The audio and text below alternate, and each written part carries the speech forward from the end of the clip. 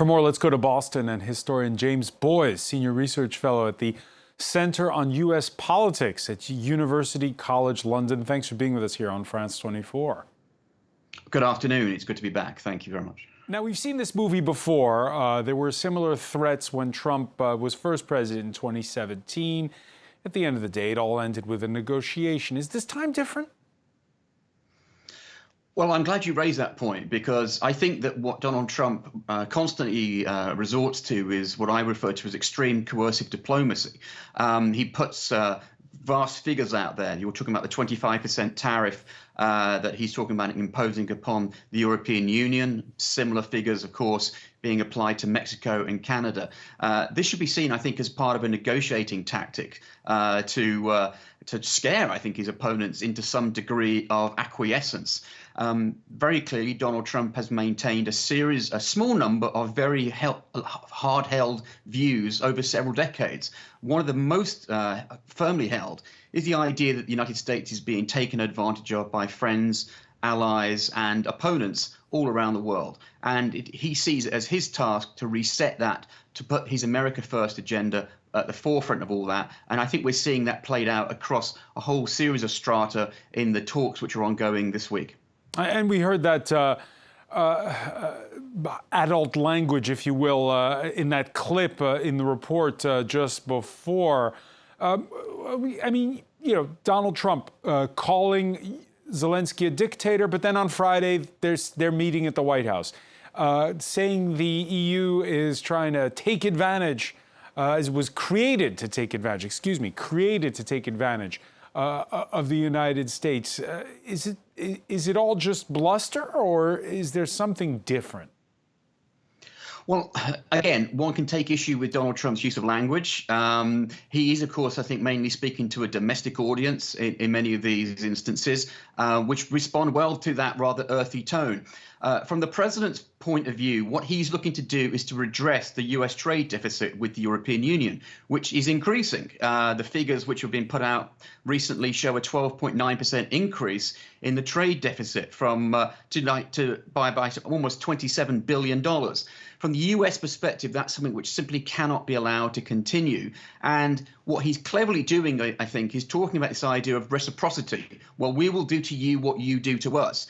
There are, of course, many details in that which we could discuss ad nauseum. But from an American electorate point of view, which, of course, is Donald Trump's main audience, that seems to make sense. Why should we not charge you what you are charging us in terms of exports in an attempt to redress that balance? To which the Europeans answer that the Biden administration's so-called Inflation Reduction Act, which encouraged incentives for companies from Europe to come invest in green technology in the U.S., that was an unfair trade practice in its own right.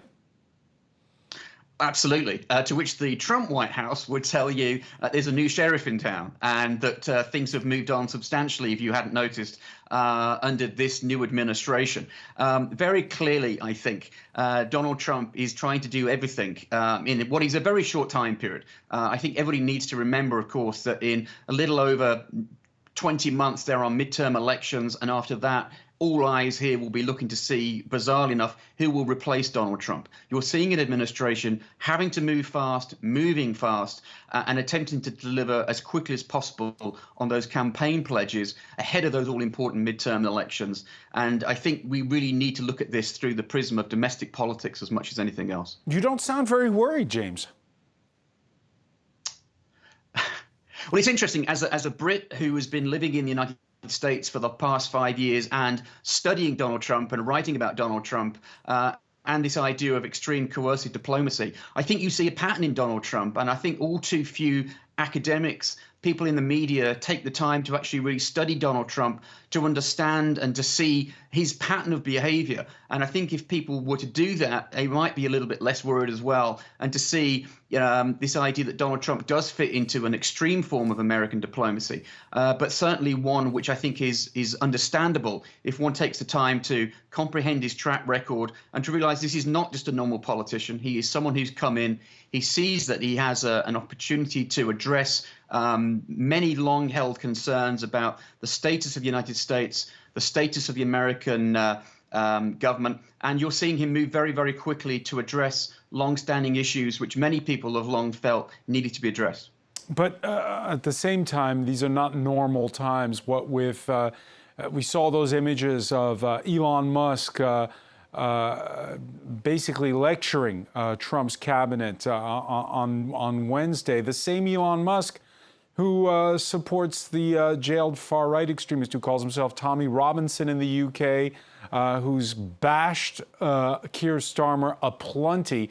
How does Keir Starmer play that? Does he just ignore it? How does he play the fact that Donald Trump's main advisor is a political opponent for reasons unbeknownst?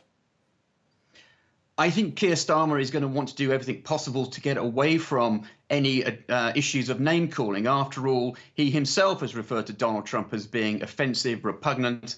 David Lammy, who's the foreign secretary, has called him a racist and a Nazi sympathizer. So I really don't think it's in the British government's interest to start getting into he said, she said with regard to this and to bringing domestic politics or personal issues into this. I think they need to maintain a very high-minded, high-level approach to this. And to ignore, frankly, Elon Musk as much as possible. As for him addressing the cabinet, that has been addressed domestically, and as many people have pointed out, it's all very often that you have outside advisors addressing the cabinet. After all, Dr. Jill Biden addressed the cabinet and virtually led the cabinet in September. So having somebody who from outside, admittedly, of the images you see there, Elon Musk is something of an extrovert, to put it mildly. But from a Donald Trump's point of view, maybe someone who can come in and shake up the system in a way that many people have argued has been long overdue here. Again, we talk about room for maneuver. The new UK Prime Minister, who had signed off on returning the Chagos Islands to Mauritius, but it turns out the US is also a party to the military bases that are there, and now he needs Donald Trump's signature for that. How is that going to play out?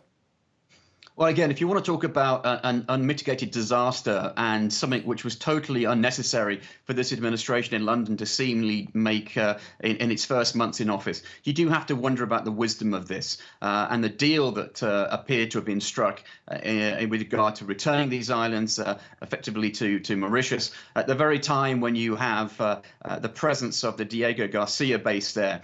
Again, one wonders who was advising this administration in Downing Street with regard to this. Now that they have admitted that they would need to get the American sign off to this and it could be vetoed, which I dare say, again, I don't get too much ahead of myself here, it certainly doesn't appear to be in the United States' interest to surrender that base when you consider its geopolitical status, any more than, frankly, it's in the British interest to want to package this deal when you consider that the financial inducement that Downing Street appeared to be offering Mauritius at a time of severe economic concerns back in London. Very briefly, James, the optics of the meeting between Starmer and Trump at the White House, while over in India, you have the president of the European Commission getting ready, along with most of her cabinet, to meet with Narendra Modi. Yes, indeed. You know, we live in interesting times, as they say. Not only that, but of course, the talks going on in Istanbul. So one is, you know, it's almost like, well, where does one focus at this very moment? Should one be looking at Washington? Should one be looking, at, as you say, in India or in Istanbul? I think the Istanbul talks are the ones which perhaps carry the most interest. You know, Donald Trump is rightly saying, look, one needs to talk with one's enemies, not just with one's friends. And so I think that whilst there is a lot of attention going on, certainly here in Washington and in the imagery you're showing on the screen there, I think one really needs to consider what is going on in terms of the bigger picture in Istanbul. That I think is going to hold the most weight in terms of what's going on with regard to Ukraine. And then, of course, the meeting which is going to happen tomorrow when Ukraine's leader Zelensky arrives in Washington for what I think is going to be a very telling meeting with Donald Trump. All right, well, let's go. Many thanks, James Boyes, for joining us there from Boston. A pleasure.